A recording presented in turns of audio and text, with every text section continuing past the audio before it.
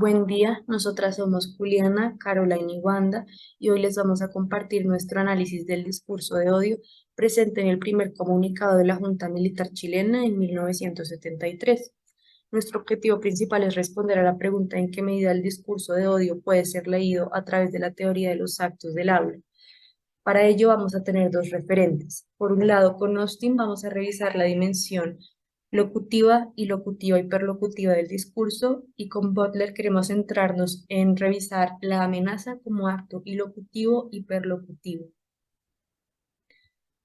Bueno, este discurso toma lugar en medio de la Guerra Fría, donde se enfrentan los bloques socialista y capitalista. Eh, Esto se ve reflejado principalmente en Latinoamérica con el Plan Cóndor, que fue una operación coordinada entre las distintas dictaduras latinoamericanas, entre ellas la chilena, de terrorismo de Estado, donde hubo una persecución sistemática a los opositores, principalmente, por supuesto, de la izquierda política. Bueno, en este marco se ejercieron muchos delitos lesa humanidad contra los opositores de las dictaduras.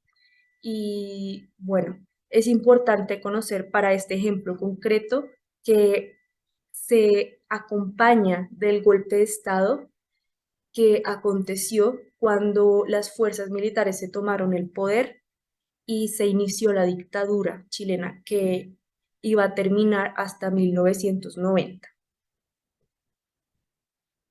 Bueno, como tal, en el discurso de odio en el que participaron pues todos los miembros de la Junta, entre ellos Augusto Pinochet, Gustavo Ley, José Toribio Merino y César Mendoza, identificamos tres elementos recurrentes. Entonces, por una parte está la intención de legitimar el golpe de Estado, por otro lado hay una patologización del marxismo y una promoción de la violencia contra los marxistas.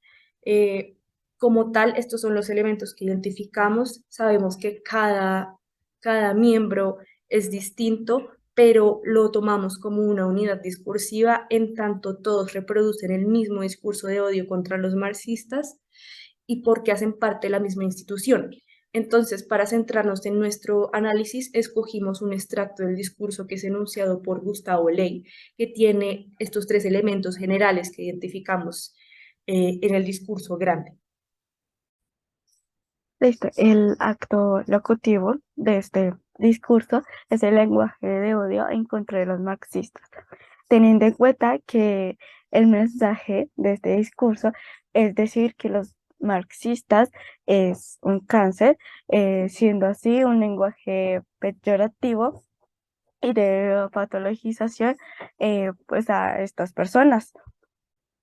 eh, a la vez que el punto de la transmisión de este eh, lenguaje, de este mensaje, es que son una enfermedad que hay que exterminar, ya que daña el cuerpo social chileno, a la vez que el Estado pierda sus cualidades, trayendo el caos, siendo así, pues un grupo que desvía a las personas y que vayan en contra de la ley, a la vez de que llevan al descalabro social, económico y moral, eh, a la vez que, pues, digamos que eso lo compone la idea socialista, siendo que esta fuera una sociedad justa y solidaria, a la vez que es una teoría que busca en la economía y en la política, de acuerdo con el filósofo Karl Marx, que desarrolla los principios de la igualdad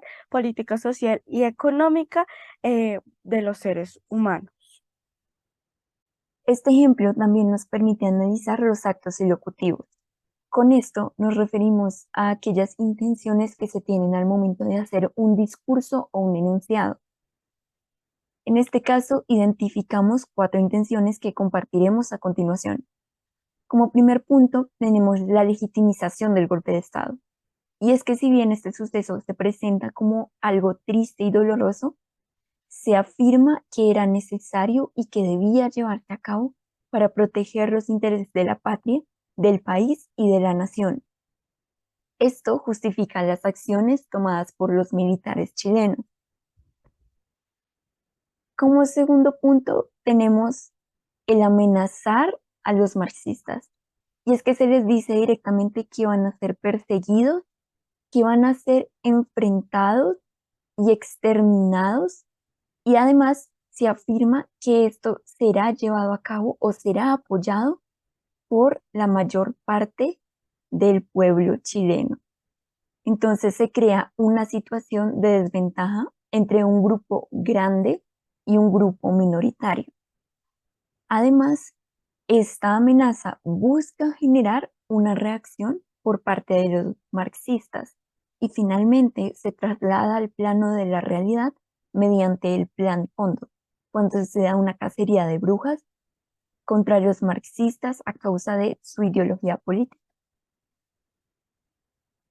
Como tercer punto, tenemos el legitimar la cacería de brujas contra los marxistas.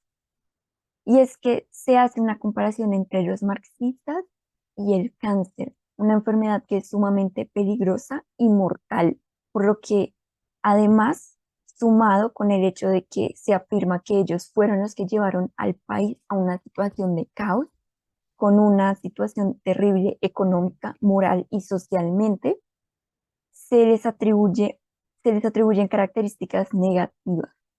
Y esto nos lleva finalmente al último punto, y es que mediante la atribución de esas características se busca persuadir al pueblo chileno de que los marxistas son el enemigo, de que deben luchar contra ellos, deben enfrentarlos y finalmente deben lograr su exterminio total a causa de que son un peligro. Sobre el acto perlocutivo es pertinente revisar esta parte del extracto, pero tenemos la certeza, la seguridad de que la enorme mayoría del pueblo chileno está con nosotros, está dispuesta a luchar contra el marxismo, está dispuesta a extirparlo hasta las últimas consecuencias. Entonces, un primer punto, un efecto inmediato específicamente desde Austin es la persuasión. En este caso, como hemos visto, está dirigida al pueblo chileno que está escuchando el discurso en este momento y su objetivo es convencerlos de la mala imagen que se está promoviendo de los marxistas. Otra consecuencia inmediata es el inicio de la dictadura. Entonces, a medida que este discurso se va dando, a medida que la Junta va enunciando, también ellos están tomando el poder, están asumiendo la dirección del país. Otro de los puntos corresponde a la amenaza. Entonces, acá podemos ver que en efecto se cumple. Hay consecuencias en el plano social, en la realidad. Hay una caza de brujas contra los marxistas y los opositores de la dictadura. Lo que se anunció previamente de extirpar al cáncer marxista, efectivamente en la historia se llega a cumplir. Como se compartió anteriormente con el Plan Cóndor, hubo violación de los derechos humanos, delitos de lesa humanidad eh, en estas dictaduras, y en el caso de la chilena se ejerció persecución, asesinato, tortura hacia los marxistas y otros opositores de la dictadura, no solo por por parte de las fuerzas militares, sino también por las policías internas de la dictadura, entre ellas la DINA, que fue la Dirección de Inteligencia Nacional, y la CNI, que fue la Central Nacional de Informaciones. Entonces, con Butler podemos ver que en efecto la amenaza también tiene su dimensión perlocutiva. Y además, como comparte la autora, las amenazas suelen venir acompañadas de una respuesta. Entonces, acá también vemos una respuesta que no es inmediata al fin del discurso, pero que entra dentro de este marco de la dictadura. Entonces, en este proceso de opresión que vive Chile durante la dictadura militar, hay una serie de resistencias. Y esta sería la reacción o la respuesta a la amenaza. Por ejemplo, estuvo la escena de Avanzada, que fue un conjunto de producciones artísticas, performáticas, de literatura, también de textos críticos, incluso también de material audiovisual, que denunciaba y se oponía a la dictadura.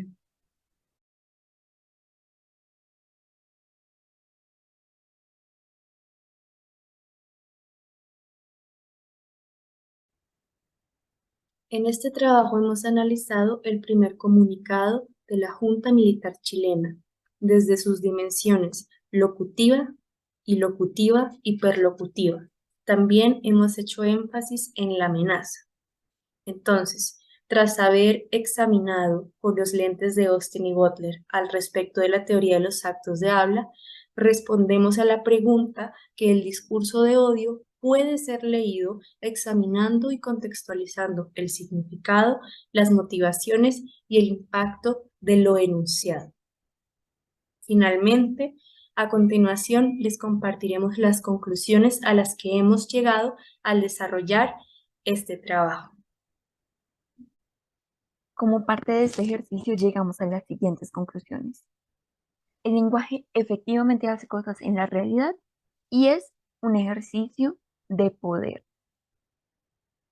Esto se evidencia claramente en el hecho de que la persona que realiza este discurso es un militar, por lo cual tiene autoridad, y en que las palabras que dice y las amenazas que hace en el discurso se trasladan al plano de la realidad en la cacería de brujas que se da contra los marxistas a causa de sus ideas políticas.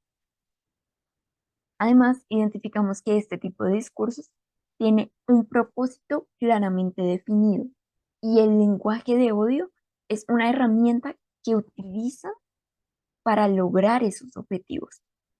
En este caso, la patologización del marxismo genera la idea de un enemigo al cual hay que derrotar y exterminar completamente.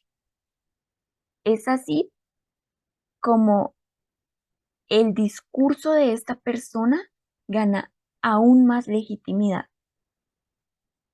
Adicionalmente, vemos que una de las formas que adopta el lenguaje de odio es la deshumanización de las personas. Y en este discurso eso se evidencia justamente en el momento en el que se les asigna una característica de enfermedad a las personas marxistas, cuando se afirma que son un cáncer y que deben ser extirpados completamente. Muchas gracias y aquí están las referencias que hemos utilizado en este trabajo.